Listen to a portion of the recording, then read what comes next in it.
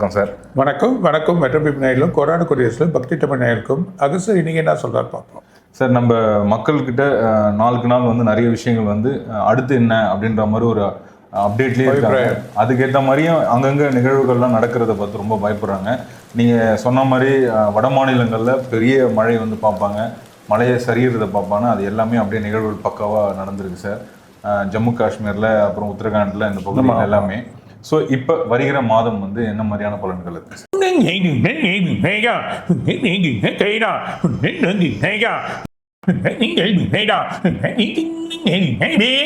நாலு நாள் இந்த ஒரு வாரத்துக்கு அப்புறம் பெரிய மழை இருக்குது. தென் மாவட்டம் முழுதும் இருக்குது. எல்லாமே நெக்ஸ்ட் டேன்ற அடுத்த வாரத்துலேயே மழை இருக்குது. அது இல்லாமல் ஊர் முழுதுமே நல்ல மழை இருக்கும். ரெண்டாவது வந்து சென்னையில் கொஞ்சம் மழைகள் ஏற்படும். வேற ஒரு ஊரில் ஒரு கிராமம் ஃபுல்லாக மழையாயிடும்.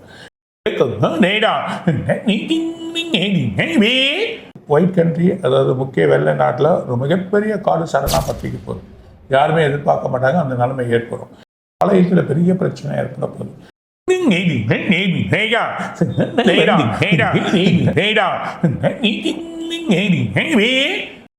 அழுகையோட குழப்பம், சில பிரச்சனைகள் ஏற்படுது. நாடு முழுதுமே பிரச்சனையாகும். அந்த நிலைமை வரதை பார்க்க போகிறோம். முக்கிய மந்திரி பார்த்தீங்கன்னா திரும்ப கைதாகும்.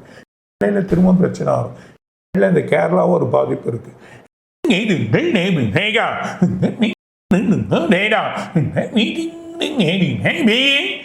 நாடு பிரியில ஒரு கடலோட நடுப்பகுதியில் ஒரு சுனாமியோ அதோட எச்சரிக்கை வரப்போகுது.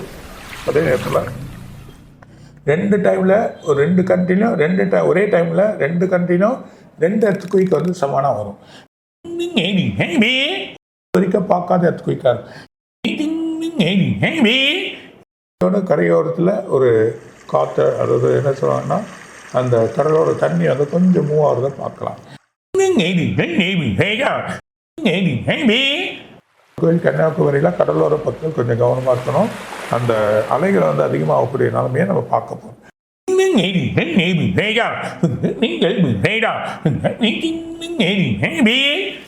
எதிர்பாராத மழைகள் வந்துன்னே இருக்கும். ஆனால் சுகாதார அதிகாரம் வழி பண்ணி நல்லா பண்ணுவாங்க.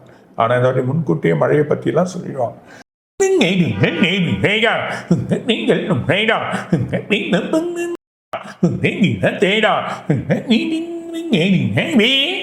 நிறைய பொருட்கள் வெளியே கிடைக்கும்போது ஆழ்கடலில் சில பொருட்களோ இல்லை ஒரு இடமோ இருக்கிறதையும் பார்க்க போகிறாங்க. சூரியனோட வெப்பத்தன்மை மாறக்கூடிய நிலைமையை பார்க்க போகுது.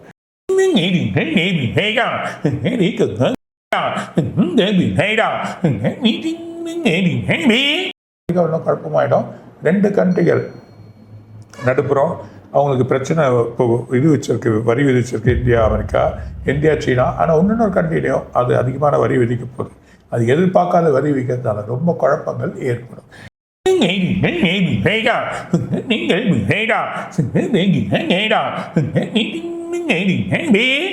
இது இறங்கி இந்த வெள்ளி தங்கம் கொஞ்சம் இறங்கின மாதிரி திரும்ப பெருசாக ஏறி திரும்ப தொப்புன்னு கீழே விழுந்தோம். வெள்ளியை நம்பி இருக்கலாம்.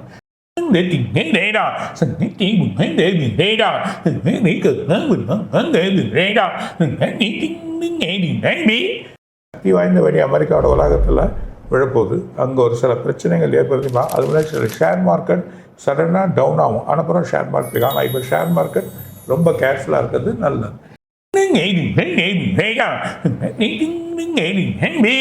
9ஆம் தேதி வரைக்கும் ஷேர் மார்க்கெட் கேர்ஃபுல்லாக இருக்கும்.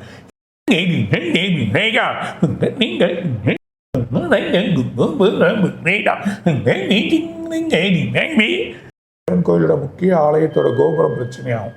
மிகப்பெரிய மாளிகையாக இருக்கக்கூடிய ஒரு வீடு, அதாவது ஒயிட் ஹவுஸாக இருக்கலாம், இல்லைன்னா ஒரு பெரிய கண்ட்ரியில் ஒரு முக்கியமான வீடாக இருக்கலாம். அந்த வீடு தண்ணியிலையோ இல்லைன்னா இந்த மழையிலையோ மிதக்கக்கூடியதை பார்க்க போகிறோம்.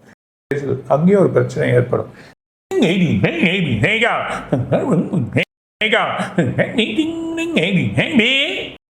இது வரைக்கும் பார்க்காத காற்று, எதிர்பார்க்காத அந்த மழையில் வீசதை பார்க்க போகிறோம். ரொம்ப அதிகம். சில இடத்துலலாம் பிச்சுன்னு போகிறதையும் பார்ப்போம்.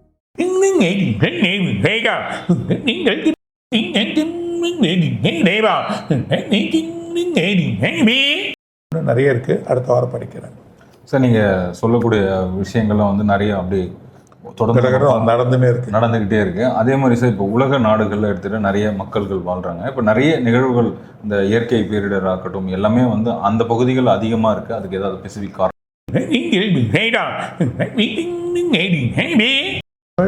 அதாவது நம்ம இதில் எடுத்து பார்த்தீங்கன்னா சண்டால ராகு, அந்த ராகுவோட பிரச்சனைலாம் அதிகமாகுது. அதே நேரத்தில் இவன் குரு வழியாக இருக்கக்கூடிய, அதாவது என்ன சொல்லுவாங்கன்னா அவங்க மைண்ட்ஸில் பார்த்தீங்கன்னா இது ஒரு ஜாக்வேர், எல்லா அதிபர்களுமே வந்து நான் தான் பெரியவங்கன்ற மாதிரியா ஒரு போர்க்கொடி தூக்கக்கூடிய ஒரு நாள் அது ஆட்டோமேட்டிக்காக அடங்கிடும். கண்டிப்பாக. ஏன்னா நீங்கள் தலைவர்கள்லாம் குழப்ப நிலையிலே இருப்பாங்க. அந்த மாதிரி தான் மாறி மாறி வரி போட்டுட்டு இருக்காங்க. சார் இந்த பிரிக்ஸ் நாடுகள்லாம் சேர்ந்து இப்போ ஒரு கட்டமைப்பு பண்ணுறாங்க. இதுக்கு வந்து ட்ரம்ப் வந்து பெரிய ஒரு எதிர்ப்பாகவே இருக்காரு. இது எந்த அளவில் போய் முடியும்?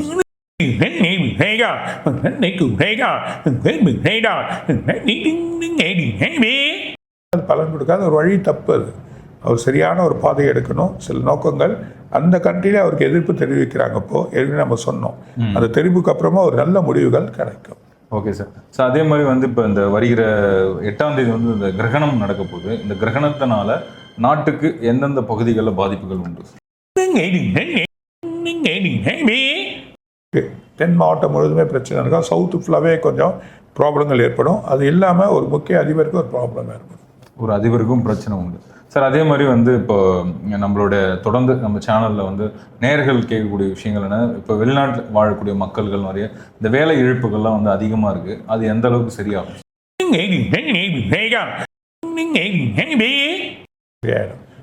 ஆனால் இந்த ஒரு வருஷத்துக்கு நிறைய இழப்புகள் இருக்குது, நிறைய வேலைகள் போகும். இதுவரை இந்த வரி போட்டதுனால அதில் இருக்கக்கூடிய இண்டஸ்ட்ரிகள், அதில் இருக்கக்கூடிய சில ஆளுங்களாம் எடுக்க ஆரம்பிச்சிருவாங்க.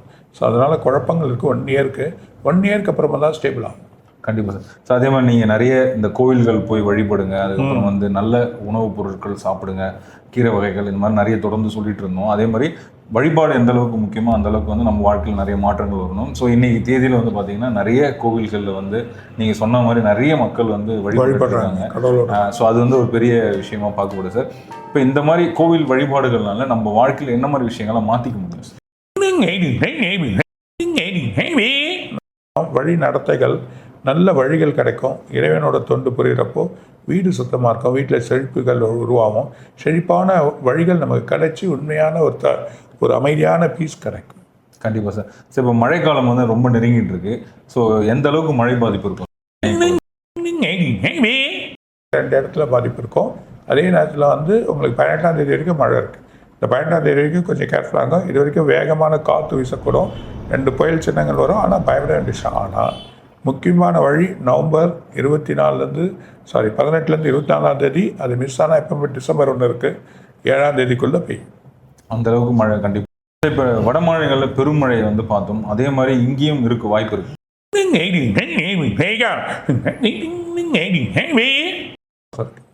அடுத்த மாதம் இருக்கு சார். புயலில் பெரிய பெரிய புயலுக்கு பேர் வைக்கிறாங்க. அந்த மாதிரி ஏதாவது பெரிய புயல் வருது இந்த வாட்டி தாக்கப்படுவோம், முன்கூட்டி எச்சரிக்கை ஆகி நல்லபடியாக பண்ணிவிடுவாங்க. Okay sir. இப்போ அதே மாதிரி இப்போ இந்த அரசியல் சூழல் வந்து நிறைய விஷயங்கள் நடந்துக்கிட்டு இருக்கு சார். மாறி மாறி எந்த பக்கம் யார் சாய போகிறாங்கன்னு தெரியல. எப்படி நடக்கும்?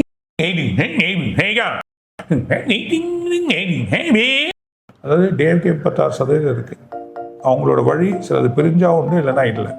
ஆனால் ADMK வந்து 24 30% கூட்டணிகள் சேர்ந்து வழி பண்ண சொல்ல, தனிப்பட்ட வழியில் விஜய் சாருக்கு வந்து 12%. இவர் கூட்டணியாக சேர சொல்ல நல்ல ஒரு வாய்ப்பு காத்திருக்கு. இருந்தாலும் அடுத்த வாட்டி நான் ஏற்கனவே சொல்லியிருக்கேன், நெக்ஸ்ட் எலெக்ஷனில் இப்போ ஒரு பொசிஷன்லாம் வந்துடும். அதெல்லாம் ஒன்றும் பயம் இல்லை. அதே நேரத்தில் இந்த இவங்க ADMK மட்டும் இன்னும் கூட்டணிகள், ஆனால் எடப்பாடியோட வழியில் நடக்கிறப்போ இன்னும் கூட்டணிகளை சேர்த்து வழி பண்ணாருன்னா நல்லாயிருக்கும். Okay sir. சார் அதே மாதிரி வருகிற இந்த எலெக்ஷன் நெருங்கும் போது எந்த அளவுக்கு கூட்டமைப்புகள் மாறும், எத்தனை அணியாக மாறும்? பக்கம் ஜனி, ஒரு பக்கம் 2 அணி, ஒரு பக்கம் இன்னொரு அணி, அப்படி தனியாக நிற்கும். அந்த மாதிரி இருப்பாங்க சார். அதே மாதிரி இப்போ வந்து சென்ட்ரல் கவர்மெண்ட் இப்போ அடுத்து வர விஷயங்கள் வந்து அடுத்த பிரதமர் யார் அப்படின்ற ஒரு பேச்சும் போயிட்டு இருக்கு. அது எப்போ அந்த கால சூழல்கள்லாம் மாறும்? எதுவும் பேச. சரிங்க சார்.